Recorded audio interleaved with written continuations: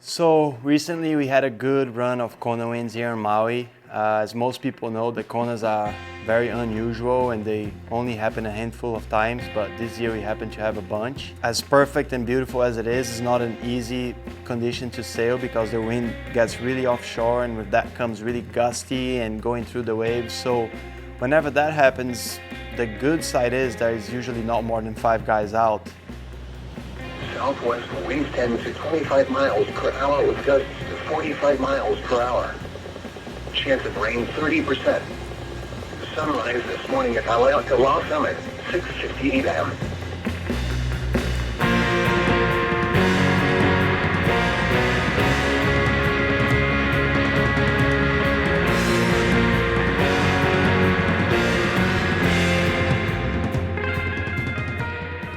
So working with Brauzinho, I guess purely on his waveboard, since we're looking at his Kona wind lane sessions here, I really tried to put some consistency into his waveboard so that whether he's port tack, starboard tack, he's feeling the same thing. He's really meticulous with like pushing all of us to produce consistently like the most dialed in gear. And I think we've achieved that because looking at his Kona wind sessions, he was ripping. And I know Kona winds at lanes is super difficult. Side offshore, gusty, it looks pretty, but it's bumpy, it's hard to time it. And I thought that we really achieved that sense of safety, comfort, and still that being able to really rip and do big aerials and finish his turns. Super meticulous with rockers, with concaves, and like the times that he comes in and we're there measuring and double checking and tweaking rockers, and I think all of that feeds in to his ability to adapt and perform. Because his gear's so dialed and so consistently dialed, he can adapt and perform the best in the widest range of conditions, partly because of who he is, but also because his gear is so dialed and he's so meticulous with it. That's the day that I watched. It was, here's him. And it's 8 feet. The funny thing about that day was the north angle on it, so it just made it super treacherous. But the gusts were 50 knots. It was incredible. It's an extreme condition, but it's no different than his approach.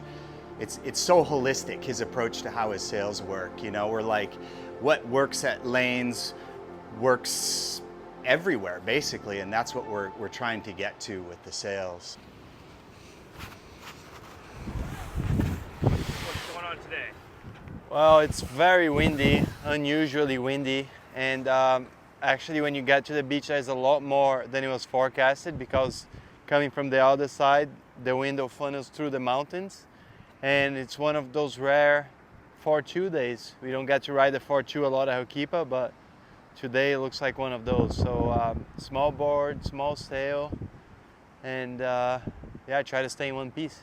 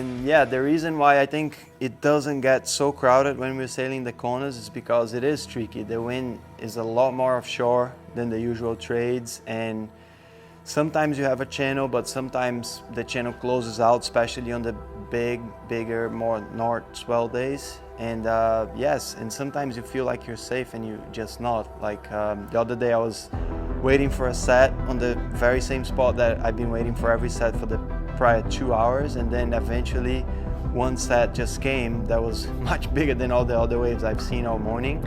And the wind, as light as it is, I was trying to get out as best I could, but this set just broke so far further out than all the other waves that I just got caught right in the middle, and the wave pretty much threw over my gear, and my gear kind of got barreled, and I tried to duck dive holding the mast, and then yeah, the rest was just a lot of swimming, and end of the session for me.